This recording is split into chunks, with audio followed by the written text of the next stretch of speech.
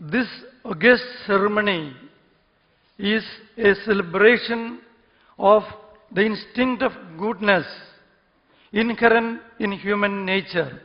To my dear students of both Rajagiri Public School and Kindergarten, who took up ISHARE as a matter dearest to their hearts, I offer a great big welcome.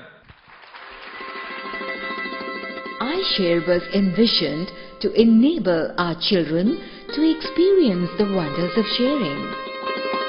ISHARE is based on the belief that every child, regardless of social and economic circumstances, has the right to enjoy the same benefits and privileges. May we invite our esteemed Chief Guest, Honorable Union Cabinet Minister, Shri Kapil Sibal, to hand over the keys of the new facility to the students of the HMT School, Kalamassery.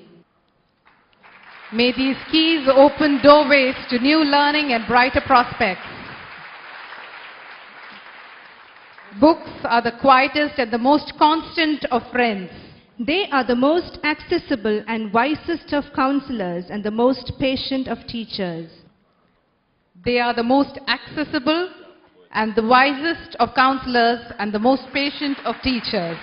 Many of the books in the HMT library have come with thoughtful camaraderie from the private libraries of the students of Rajagiri Public School. The microscope symbolizes all the new equipment the HMT laboratories have been equipped with. May they promote scientific temper and an inquisitive mind. Let this be the beginning of great tomorrows. It's a distinct honor and a privilege to be here with you today. Because in a sense, you demonstrate the vision that I have always had for India. A vision of reaching out, a vision of being together, a vision of the sense that a part without the whole is never complete, and a vision to take India forward. What does ISHARE mean? It's just the belief that we are the privileged few, and there is a vast mass of the underprivileged out there who needs to be reached out. As I stand here today before you, I must confess that ever since independence, we've not been able to give the one most important asset which every human being is entitled to. That is education. We are a country where the literacy rate is about 64%.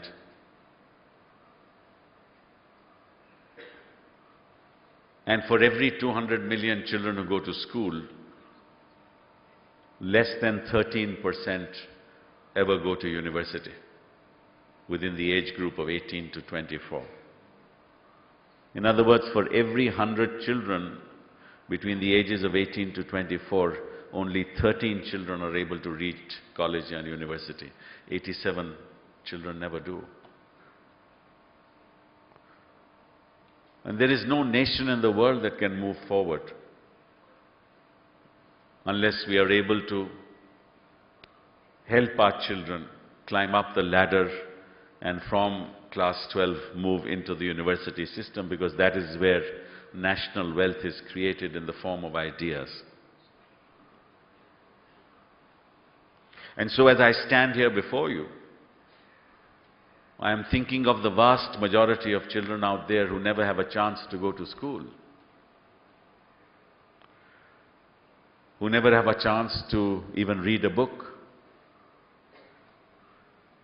who because of the vicissitudes of fortune, because of the nature of endemic inequality in our system, have never perhaps seen a school. Some of them live in the remote areas of the far recesses of this country, who have no knowledge of what civilization is all about. And if you are able to reach out to them, you are able to do something which is our bounden duty to do and which the state should have done in the last more than 60 years. Remember, we are the youngest nation in the world. By 2020, the average age of an Indian will be 29 years old. Now, we'll be more than 1.2 billion people. We're the youngest nation in the world. But we need to empower the young. If we don't empower the young, we'll never be able to move forward. And the only way to empower them is through education. There is no other way. If you look at the demographics of the world, the populations, the young populations in Europe are in decline. Whether it's Italy, or Germany, or Canada, or Australia, or Japan. By the time it's 2050, most of their populations will be over 60 years of age. But they'll need young people to work, to fuel their own economies, and they will not get young people except from countries like India. So there is a global opportunity, not just a national opportunity. We will be providing the workplace for the world by 2050. But we can only do that provided we change the way we educate our young. You talk about reaching out to other schools, we will have to reach out to the rest of the world. That has to be the mission of India. We shall be the center of knowledge, the hub of knowledge, the center where everything happens, and you children are going to be part of that story. Thank you. Thank you, Honorable Minister.